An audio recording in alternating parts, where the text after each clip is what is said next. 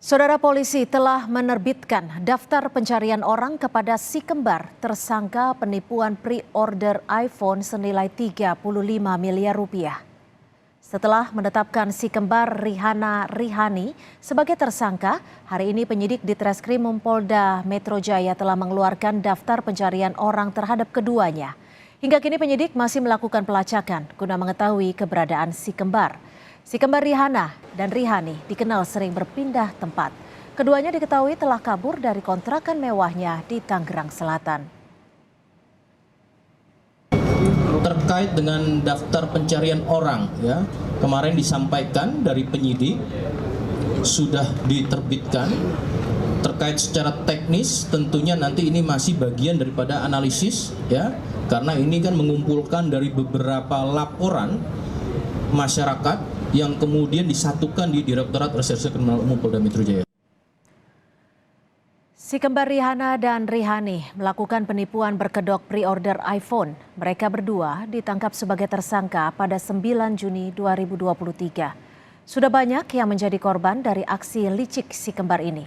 Kerugian korban bervariasi dengan total mencapai 35 miliar rupiah.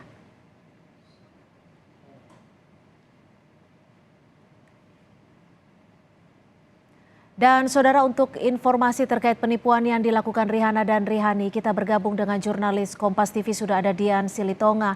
Dian, apa perkembangan terakhir dari kasus penipuan pre-order iPhone si kembar Rihana dan Rihani? Ya, Cynthia, yang terbaru ini Polda Metro Jaya sudah resmi menetapkan Rihana Rihani masuk dalam daftar pencarian orang. Artinya kepolisian saat ini sedang memburu keberadaan dari Rihana Rihani. Nah, diduga si kembar ini sudah atau saat ini posisinya sedang berada di luar Jabodetabek karena memang berdasarkan pengakuan dari pihak keamanan di kawasan tempat tinggal Rihana Rihani sebelumnya di kawasan Tangerang Selatan sempat menyampaikan bahwa beberapa waktu yang lalu Rihana Rihani dan keluarganya ini terlihat meninggalkan tempat tinggalnya dan bahkan sampai saat ini belum kembali. Nah, karenanya kepolisian juga menggandeng imigrasi atau pihak imigrasi untuk memburu keberadaan dari Rihana Rihani sekaligus juga sebagai upaya untuk mencekal si kembar kabur ke luar negeri. Nah, seperti yang kita ketahui bahwa Rihana Rihani ini sudah ditetapkan sebagai tersangka oleh Polda Metro Jaya dalam kasus dugaan penipuan pre-order atau penjualan iPhone dengan modus menjual iPhone dengan harga murah kepada para reseller.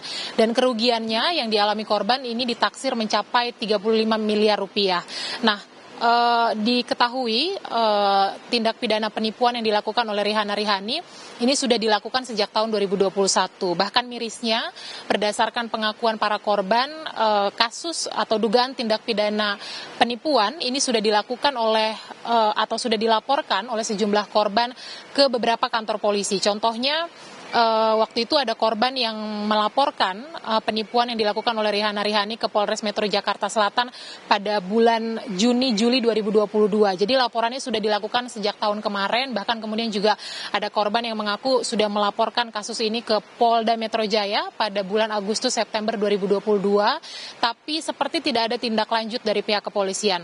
Kemudian kasus ini viral, Cynthia, kita ingat, dan barulah kasus ini kemudian ditangani oleh Polres Metro Jakarta Selatan yang kemudian saat ini sudah diambil alih oleh Polda Metro Jaya. Nah, tidak hanya terjerat kasus atau dugaan kasus penipuan penjualan iPhone, tetapi Rihana Rihani juga terbaru ini diduga terlibat dalam tindak pidana penggelapan mobil karena korbannya Ius Ruslan yang merupakan pemilik rental mobil ini juga mengaku sudah melaporkan kasus penggelapan yang dilakukan oleh si kembar ke kantor polisi sejak 6 bulan yang lalu. Tapi pihak kepolisian berdalih sampai dengan saat ini belum berhasil menemukan atau melacak keberadaan dari mobil milik korban karena diduga GPS atau Global Positioning System yang dipasang di mobil ini sudah dicopot oleh Rihana Rihani dan kemudian juga plat nomornya ini diduga sudah diganti.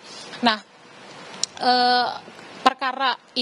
dua perkara ini kemudian disebutkan akan digabungkan untuk kemudian akhirnya saat ini sedang diselidiki oleh pihak kepolisian. Nah, Direktur Reskrimum Polda Metro Jaya, Kombes Hengki Haryadi juga menyampaikan untuk menyelidiki kasus ini, Polda Metro Jaya sudah membentuk tim khusus dan bahkan akan melakukan upaya penangkapan paksa terhadap si kembar karena tadi status keduanya ini sudah buron sampai dengan saat ini. Untuk informasi saja, ada pengakuan dari beberapa korban bahwa memang sebelumnya ada janji dari pelaku bahwa akan mengembalikan kerugian uang milik korban ke kantor polisi, tapi sampai dengan saat ini juga tidak dilakukan. Jadi kita nantikan nanti bagaimana proses pencarian pelaku oleh Polda Metro Jaya. Cynthia. Terima kasih, jurnalis Kompas TV Dian Silitonga melaporkan langsung dari Polda Metro Jaya. Terima kasih Dian, selamat malam.